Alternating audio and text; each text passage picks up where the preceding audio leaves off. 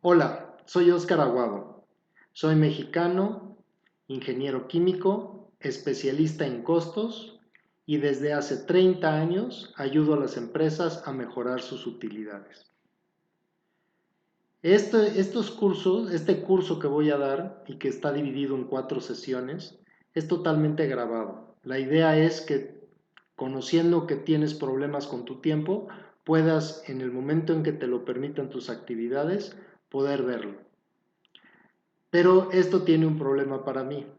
Normalmente yo hablo a una audiencia que veo frente a frente, y el estar hablando a una cámara me ha incomodado mucho, entonces ha sido un poquito difícil para mí. Pensé en una solución y eso creo que ya está funcionando muy bien. Y es pensar en quién está del otro lado de la cámara. Y te voy a decir cómo te imagino. Mi audiencia ideal, que pienso que eres tú, es un restaurantero que es una persona muy trabajadora, porque así lo exige el negocio. Creo que eres una persona que disfruta mucho su actividad, que le gusta mucho la cocina, que le gusta mucho atender a la gente. Y así te voy a concebir y así voy a dirigirme hacia ti. Sé que probablemente estos temas administrativos no te gusten mucho. Sin embargo, uno de mis objetivos es tratar de compartir esta pasión que yo siento y que te sea agradable. Bueno, el objetivo del curso es ayudarte a mejorar tu rentabilidad. Ese es el objetivo fundamental. Está dividido en 4 sesiones. Cada una va a durar menos de 20 minutos y está diseñada así porque sé que tienes mucho trabajo y te va a costar un poquito de trabajo organizarte y verlo. Entonces traté de hacerlo lo más corto, lo más conciso posible. Estoy muy emocionado de que estés aquí hoy, que hayas aceptado mi invitación y te doy la bienvenida. Bueno, vamos a empezar con una anécdota.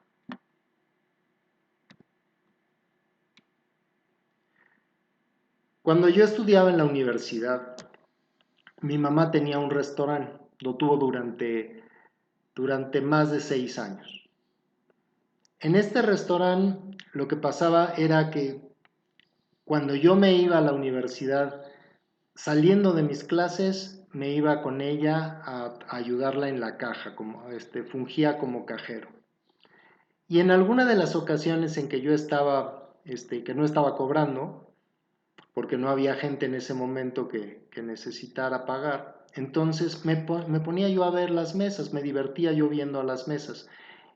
Y en una ocasión me puse a observar una mesa en donde estaba un señor con una anciana, que me imagino era su mamá. Estaban los dos platicando y de repente la señora subió su bolsa de mano a la mesa y tomó la azucarera que estaba frente a ella y la vació. Esa escena jamás la podré quitar de mi mente. Y es que un restaurante consume tantos insumos que vamos a imaginar que fuera como una manguera. Todos los insumos que el restaurante consume serían la entrada a la manguera y la salida a la manguera serían los alimentos y bebidas que uno le sirve al cliente y después el cliente te paga. Bueno, entre la entrada y la salida de la manguera hay una gran cantidad de fugas, así como en esta manguera que se ve que están perdiendo muchísima agua a través de la manguera. Así pasa en un restaurante. ¿Cuáles son las principales fuentes de fugas en un restaurante? Bueno, se me ocurre que primero pensar en los comensales que no pagan. Evidentemente, los empleados comen en el restaurante. Sin embargo, cuando uno no es muy estricto y no tiene muy bien estipulados cuáles son las reglas, las comidas de los empleados pueden ser una fuga muy importante. En segundo lugar, los familiares y los amigos del negocio. Evidentemente, mientras más personas yo invite, menos utilidades voy a tener. Y finalmente, los clientes que se van sin pagar, que esto puede llegar a suceder cuando tengo un momento en que hay mucho movimiento y si habiendo un poquito de confusión alguien se va y no pagó y no me di cuenta, pues es una fuga. Otra fuente de fuga podrían ser los platillos que no se cobran. Algunos meseros están acostumbrados a servirles a sus clientes algunos platillos y no se los cobran, con la idea de quedar bien con el comensal y obtener una propina adicional. Las comidas que se regalan o que se tiran. Bueno, esto se da porque en muchas ocasiones hay platillos que yo no puedo preparar al momento. Entonces, hago alguna serie de postres, algunos platillos, y si la demanda es menor que lo que yo preparé, entonces tendría que tirar o regalar esa comida. Y si la demanda es mayor, entonces yo tendría que negar. Entonces, por eso normalmente en un restaurante se prefiere a negar, tener un poquito de exceso. Esa es la comida que se regala o se tira. Los insumos que caducan o se echan a perder. Bueno, evidentemente, al tratar con productos perecederos, esto llega a suceder. Errores en la cocina, y eso también es una práctica normal. En alguna ocasión algo puede quemarse o se sala, hay algún problema con algún platillo y pues tengo que tirarlo. También hay errores en el almacén, que si en un momento dado se rompen algunos huevos o se tira un frasco o se cae algo o algo se contamina, también puede ser una causa de fuga. Y finalmente el robo hormiga, que este puede llegar a ser la fuga más importante en el negocio. Ahora vamos a platicar de cuánto pueden representar las fugas en la economía de un restaurante. Puse este ejemplo, en la primera columna dice importe en diario en dólares, estoy pensando en ventas de $2,000 diarias con un costo directo de $1,320. Este costo directo de $1,320 es el que se refiere a los insumos que están directamente relacionados con los platillos que se venden, un costo indirecto de $566 y un costo total de $1,885. La utilidad diaria es de $115. Si yo veo el costo directo, es el costo más fuerte que tengo. En este caso en particular, representa el 66% de las ventas y el 70% del costo total. La segunda columna habla del importe en dólares al mes. O sea, es una venta de $60,000, un costo directo de más de $40,000, con un costo indirecto de $17,000, lo que me genera una utilidad de $3,498, que es el 6% de las ventas. Si yo me centro en el costo de los insumos, en los $40,135, pues me doy cuenta que es una cantidad importante. Si yo pudiera ver cuánto de esos $40,135 se va en fugas, sería maravilloso. Vamos a ver este ejemplo en particular. Vamos a imaginar que yo lo pude partir y me doy cuenta que de los $40,000, $29,000 estaban incluidos en los platillos que yo le llevé al cliente y el cliente me pagó. Pero $11,000 se me fugaron en 1,000 puntos de fuga. Por lo tanto, aquí hay dos cosas importantes. El 11,052, que son mis fugas, es el 38% del costo de los insumos en los platillos. Es un porcentaje alto. Y la parte más impresionante de todos. Yo estoy teniendo una utilidad de $3,498 y las fugas son con mucho mayores que lo que yo estoy ganando. Entonces, en esta empresa que vende $2,000 diarios, cuyos insumos representan el 70% del costo total, las fugas pueden representar el triple de las utilidades que el negocio genera. Entonces, imagínense ustedes que ustedes ganan $3,000, pero podrían ganar muchísimo más con el mismo personal, con los mismos clientes, con la misma inversión. Entonces, es algo que tengo que pensarlo seriamente. Ahora, me voy a meter solamente en los 29,083, que es lo que yo no puedo reducir y que se va en los platillos. Un punto porcentual de fugas representa en este caso $290 mensuales, con un 1% de fugas.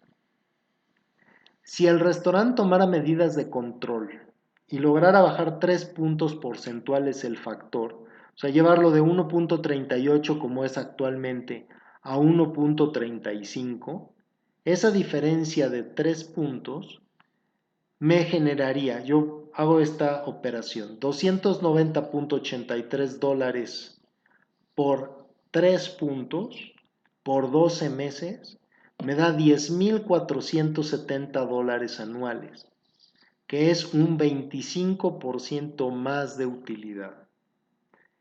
A mí esto me llama mucho la atención porque nos damos cuenta que como teniendo nuestra atención centrada en estas fugas, si yo hago cosas por disminuirlas, con tan solo abatir 3 puntos, las utilidades aumentan muy, muy fuertemente. Entonces es algo que se puede lograr y que vale la pena hacer.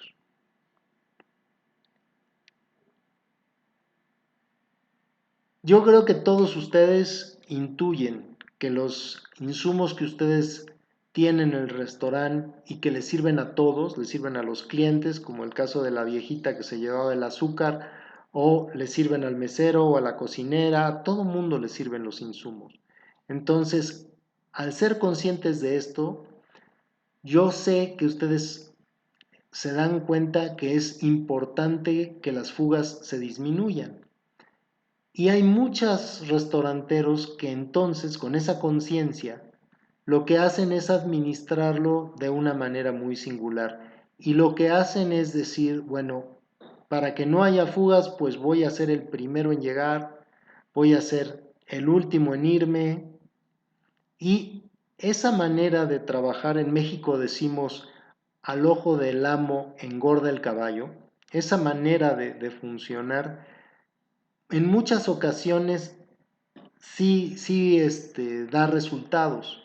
El problema es que el restaurantero, el dueño del restaurante, está esclavizado.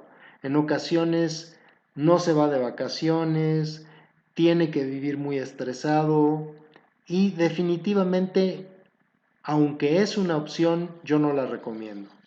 Yo creo que hay formas mejores de administrarse. Las grandes empresas, pensemos en McDonald's, pensemos en Coca-Cola, todas esas empresas lo que hacen es encontrar parámetros. Ellos definen parámetros y entonces sus ejecutivos hacen planes y dan seguimiento a las operaciones a través de los parámetros. Y no tienen que estar físicamente en la operación. Y eso hace una diferencia muy fuerte. El factor de fugas es precisamente eso, un parámetro, una manera de darme cuenta si estoy gastando mucho en fugas o estoy gastando poco. Eso me va a ayudar a normar mi criterio y darme cuenta si tengo que tomar medidas o no. Eso es la parte importante de un parámetro. ¿Cómo surgió este factor de fugas? Les voy a platicar.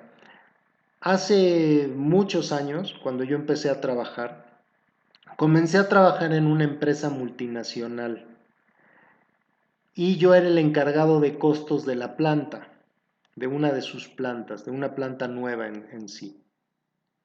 Bueno, como encargado de costos, yo tenía varias responsabilidades.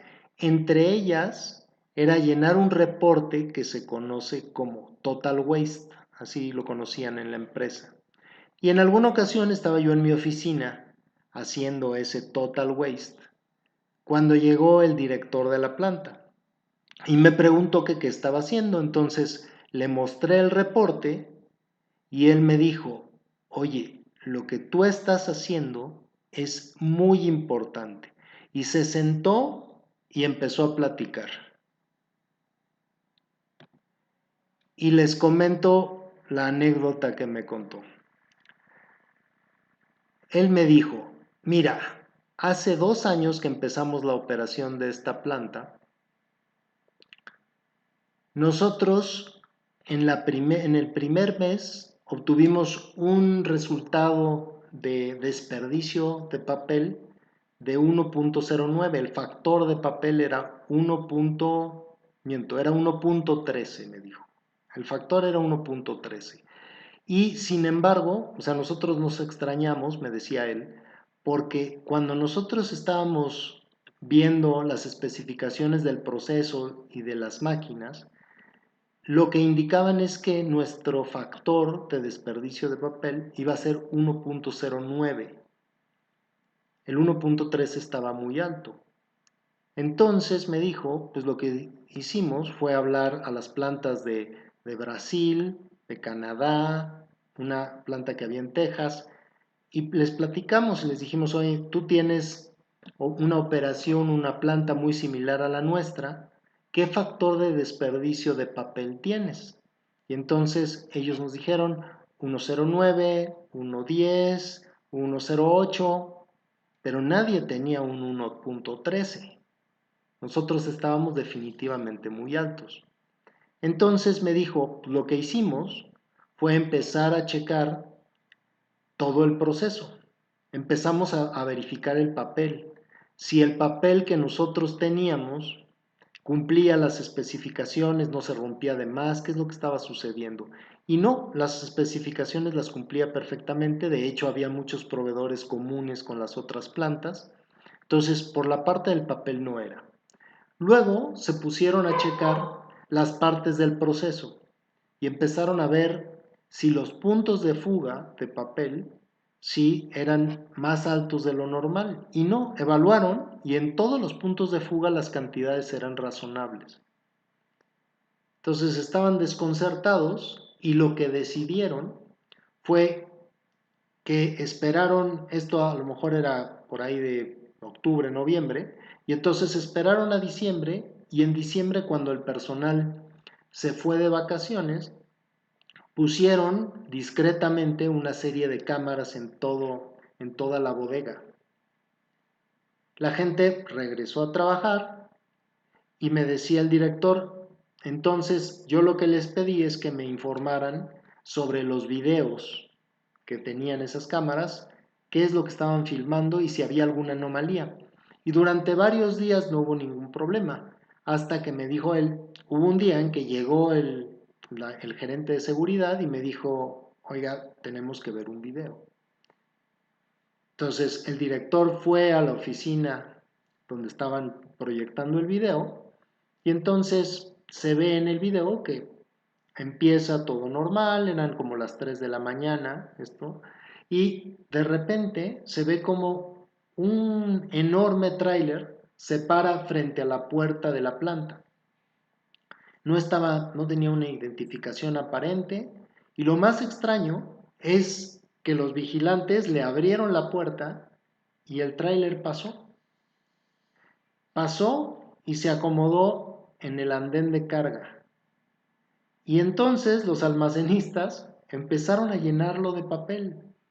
Y ya que estuvo bien cargado, se fue, le abrieron los vigilantes y todo el mundo estaba totalmente en contubernio. Fue impresionante cómo en un momento dado hubo esta posibilidad de todos de coordinarse y eran muy listos porque todos estos ladrones lo que hicieron fue tener muy claro los momentos en que había mucho papel en el almacén. Cuando había mucho papel en el almacén, entonces llegaba el tráiler y cuando se iba, pues obviamente en un almacén tan lleno de papel, un tráiler no hacía diferencia. Entonces a simple vista no era posible captarlo. Entonces, después de contarme la anécdota, se fue el director de planta y yo me quedé impresionado. Impresionado. Y hay dos cosas que quiero señalar de este evento y que quiero transmitirles a ustedes.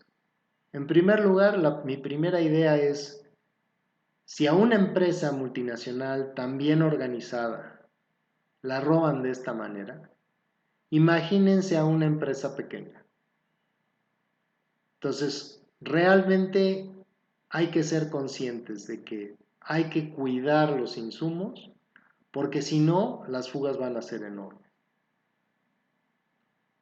Y en segundo lugar, que este factor de fugas es una herramienta muy poderosa. Si yo tengo una manera de medir, voy a encontrar cosas y cosas importantes, como encontraron aquí en esta planta a esta red de ladrones.